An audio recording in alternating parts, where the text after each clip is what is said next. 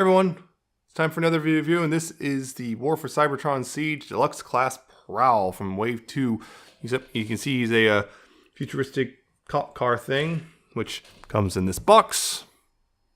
Very similar box as usual. Nice artwork there. Same usual stuff all around the rest of it. And on the top, or on the back, you should have, still the action poses and whatnot, including play pattern, and he is War for Cybertron S, WFCS number 23.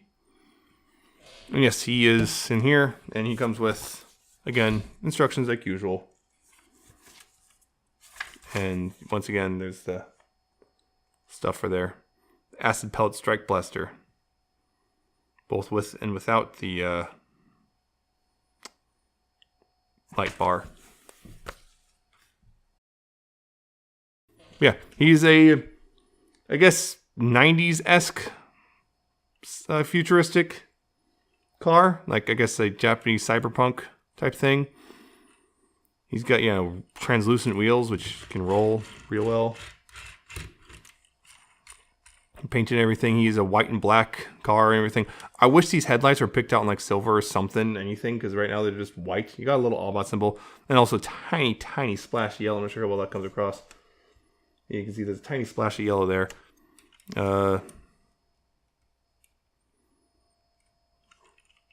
Let's remove this. You got back here, there's no detailing for like taillights or anything, but there's just, I guess, black ridges. This ridge is no tail light picked out or anything.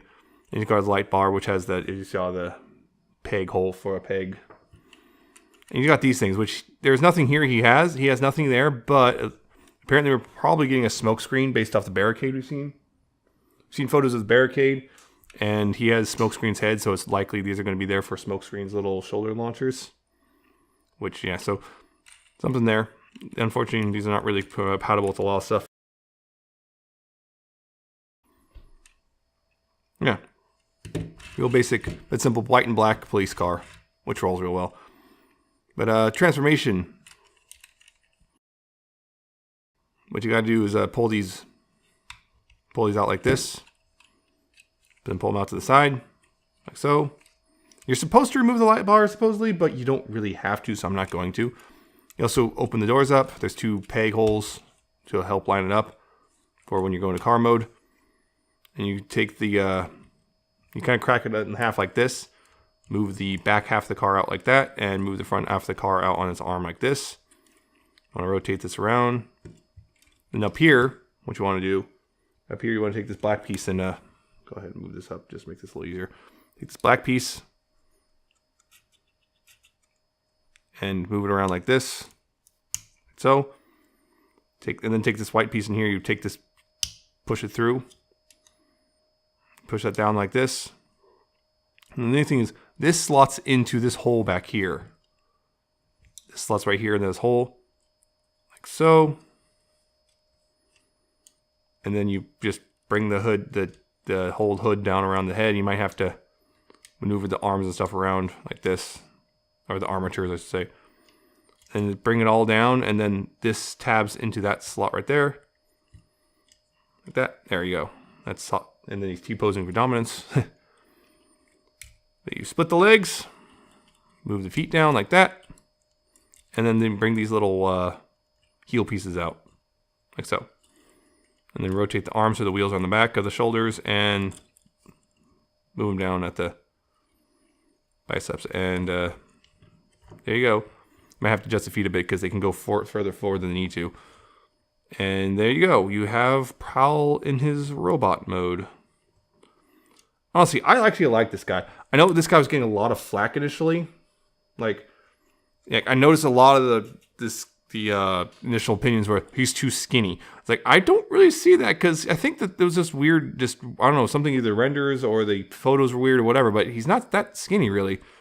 I think it's just weird optical illusions, something going on, because there's his chest right there. I think he looks fine. He looks like Prowl, honestly.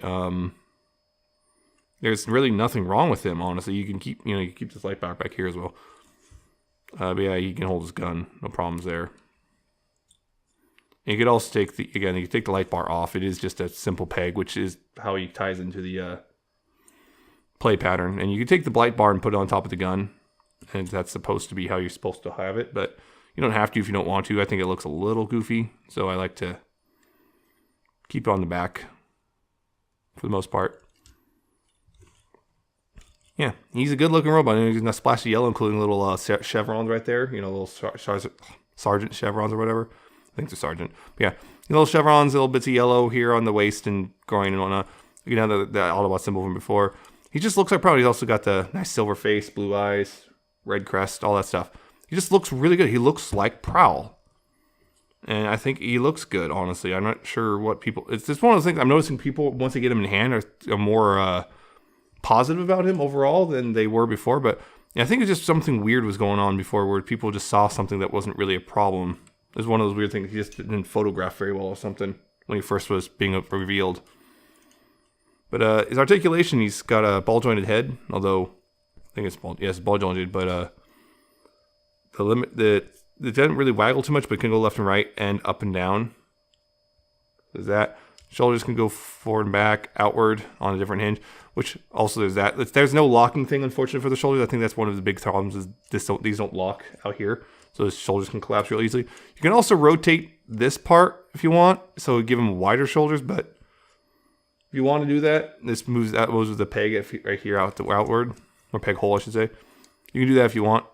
He's got bicep swivels. He's got a 90-degree elbow. He does have wrist swivels, but they're really tight. They are there, though. He does have them. That's great. Waist swivel, nice, smooth, easy. Full 360-degree tilt.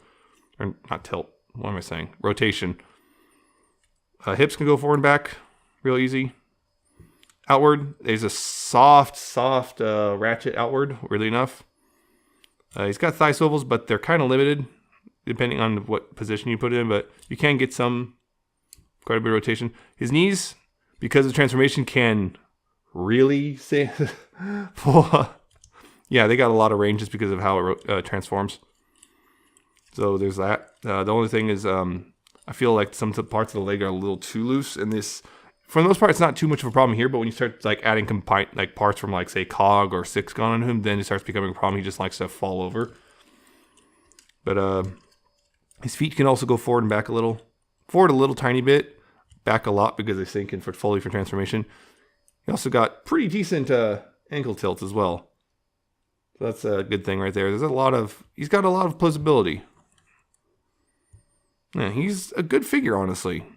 I actually do like him a lot. This is one of those figures that's going to take a lot of people by surprise because they just kind of wrote him off because they saw the pictures like, oh, his waist is too skinny or whatever. But honestly, he compacts really well and everything. You can see his chest doesn't stick way far out like he does on the old G1 toy or anything. He's a really solid, well-built figure, and I think proportionally he actually looks really good. And I do like the car mode. I know that's where a lot of people don't like the car mode. Is I get that. But to me, it just kind of reminds me of like a 90s cyberpunk anime. So it kind of looks cool. Like it'd see something like trying to think of what a good one. But yeah, it just looks like something Japanese and cyberpunk from the 90s. So I do like how it looks, honestly, the car mode. It's a pretty sleek looking thing. And it might be just some people it might just be the colors. And because it's so white, it a lot of details lost. But in like smoke screen colors and barricade even, I think more people are going to be willing to pick it up. And it looks like that's actually the case. I'm seeing some people say, I skipped Prowl. I'm definitely getting Barricade. Or I'll get Smokescreen, but I'm not sure. If I call Blue Streak's coming as well in that weird 35th anniversary line. So there's that. If I recall that is the case. So yeah, so it is a gold mold. And I think regardless of either the 4 versions that are coming out, wow, 4. Any of the 4 versions that are coming out, I don't think you can go wrong with either of them. Just basically comes to personal preference. So either this one or any of the 3 upcoming, definitely get this mold, I think. I feel this is actually one that a lot of people wrote off and really should give a second look. He's actually, I kind of am liking him a lot more than I thought it would. He's kind of becoming a grown. I mean, I haven't played with Ironhide yet. Ironhide is coming in the mail, so I'll be getting him soon. But this might actually be one of my favorites of this current particular wave right now. Or at least of the deluxes anyway.